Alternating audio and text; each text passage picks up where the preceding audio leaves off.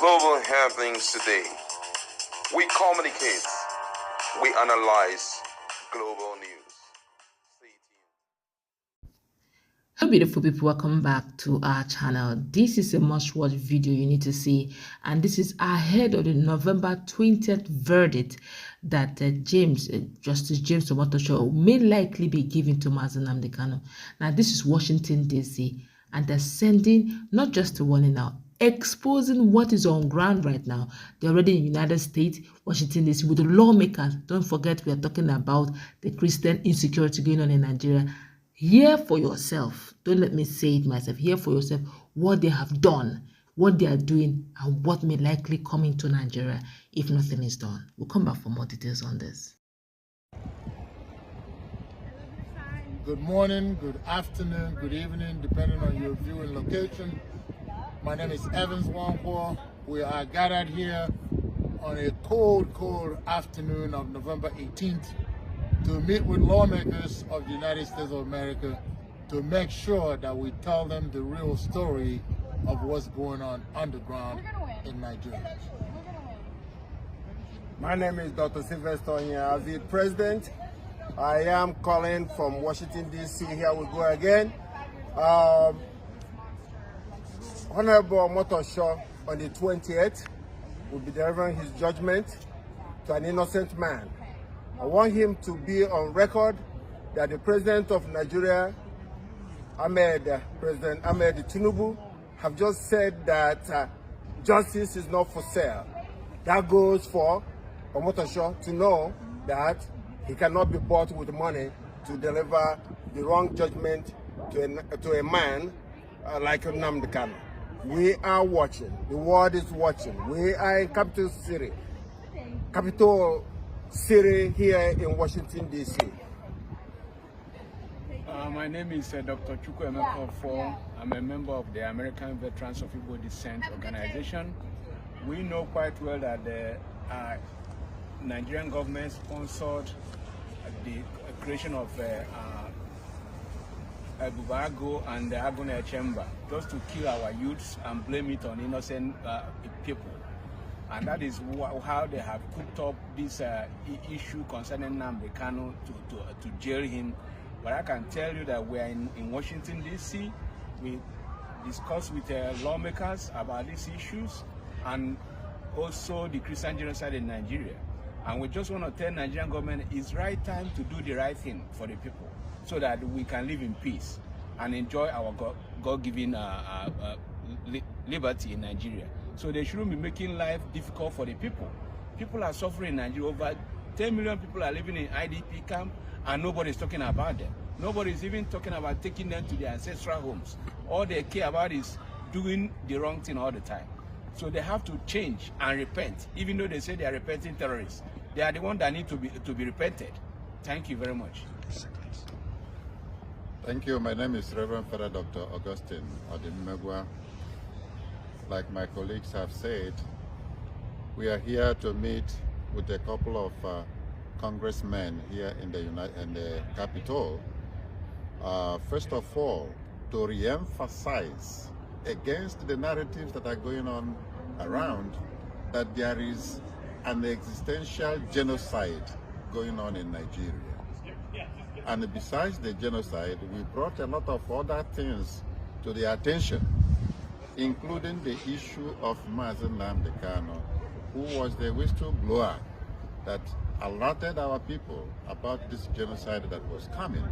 And today, he has been held in solitary confinement, despite the fact that the United Nations, the Kenyan court, Appeal Court of Nigeria, and several court judgments were in his favor, and Nigeria is still holding him in solitary confinement. We made it clear to the lawmakers that this is not acceptable. Nigeria is practicing democracy. America is the beacon of democracy, so we brought it to them so that they hold Nigerian government accountable. They cannot continue to pretend that they are running democracy and be doing outright unjust practices, especially against an innocent man, Nnamdi Kanu. Thank you. My name is Ben Wangpo. I am the Executive Director of Ambassador for Self-Determination, a humanitarian organization that seeks to help any person, any group that are being oppressed by their own government or by any organizations, as you will. So I'm glad to hear the President of Nigeria, Tinubu, to talk about justice. And he emphasized that justice is not for sale. And I want to say congratulations. I want to see him do justice to the downtrodden in the country. I want to see him do justice to 4 to 5 million Christians that are in IDP camp, or AKA concentration camp, where these children are exposed to the elements, where they don't have any shelter, where they are left to be preyed upon by creeping things and what have you. So we are here to lend our voice, okay, to the Congress of the United States, and I am glad that they are listening. They are asking very important questions. The case of Nnamdi Kanu, Tinubu, must be addressed if you want justice. They are trying to prosecute and condemn and convict an innocent person. You cannot derive injustice, justice from injustice, or legality from illegality. Nnamdi Kanu was a kidnapped victim. You are standing in a place of judgment, judging your own victim. How shameful. You kept him in prison for 7 years for Christ's sake. So if you talk about justice, we want to see you do justice concerning Nnamdi Kanu, and release him and allow him to go home. That is justice. If you cannot do that, you shouldn't talk about justice. Again, don't forget the repealed law, double jeopardy, extraordinary rendition. That goes for Motosho. If you think you can jail Nnamdi Kanu, you're jailing the Holy Ghost, and we're not going to stand for that. Thank you. To the Nigerian justice system and to the head of judiciary in Nigeria, okay, we want to remind you one thing. Today you are sitting in judgment, and we pray and hope that you judge right, that you deliver justice to the people. The House of Justice deliver justice to the common man. That is their hope of the hope of the common man. That's what we expect you to do. That is how you redeem yourself.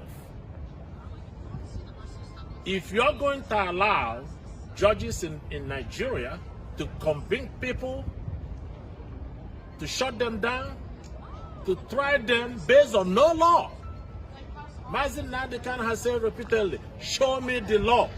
Nobody can show him the law that he violated. Not Omotosha himself, sitting on the bench and cannot show the law to the accused. Where does that happen? The prosecution cannot show the law to the accused. The Chief Justice of Nigeria cannot show the law to the accused.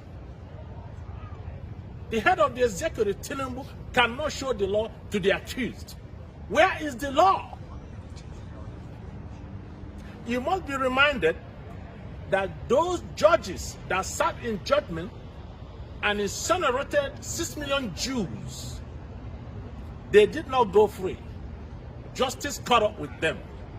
So if you are going to dispense injustice, at some point, you are going to face justice, and there will not be any escape. Be reminded